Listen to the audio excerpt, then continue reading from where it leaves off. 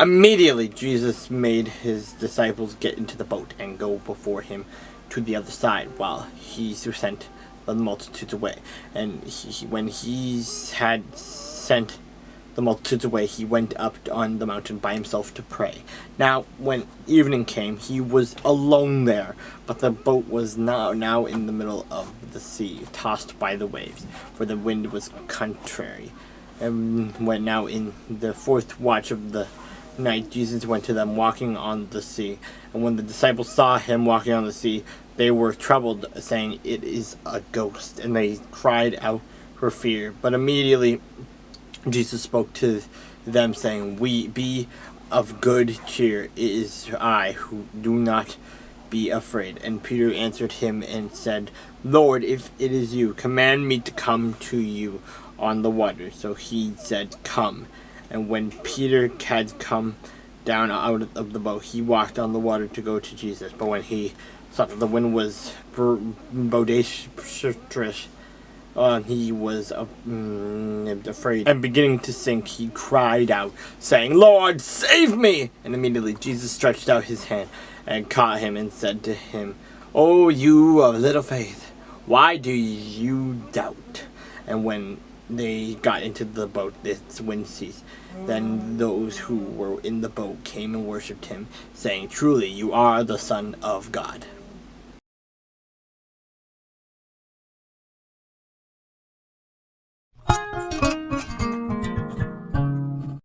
Then Solomon determined to build a temple for the name of the Lord and a royal house for himself. Solomon selected 70,000 men to bear burdens, 80,000 to quarry stone in the mountains, and 3,600 to oversee them. Then Solomon sent to Hiram, king of Tyre, saying, "As you have dealt with David my father, and sent him cedars to build himself a house to dwell in, so deal with me.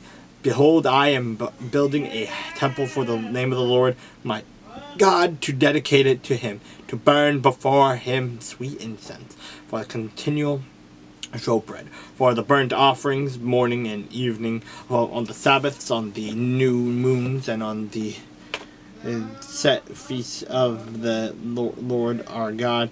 This is an ordinance forever to Israel, and the temple which I build will be great, for our Father is greater than all gods. But who is able to build him a temple, since heaven and the heaven of heavens cannot contain him?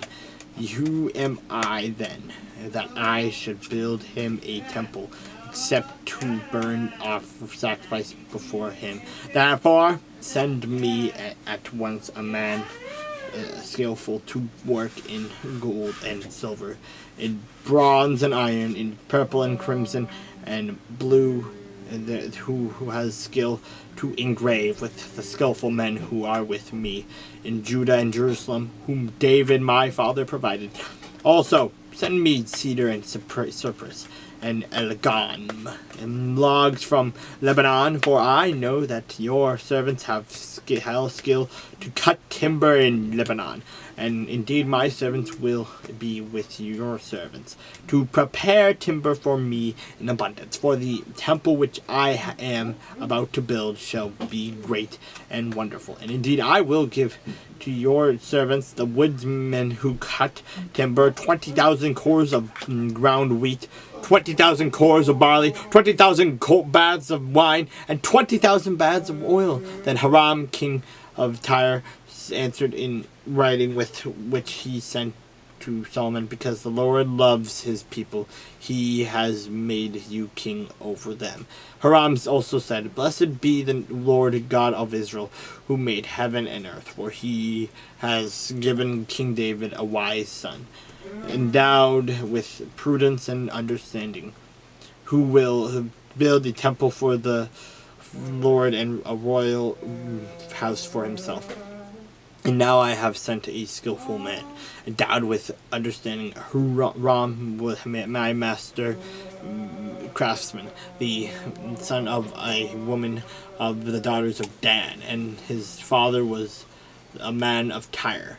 skilled to work in gold and silver, and bronze and iron, stone and wood, purple and blue, fine linen and crimson, and to make an engraving and to accomplish any plan which may be given to him with your skillful men and with the skillful men of my lord David your father.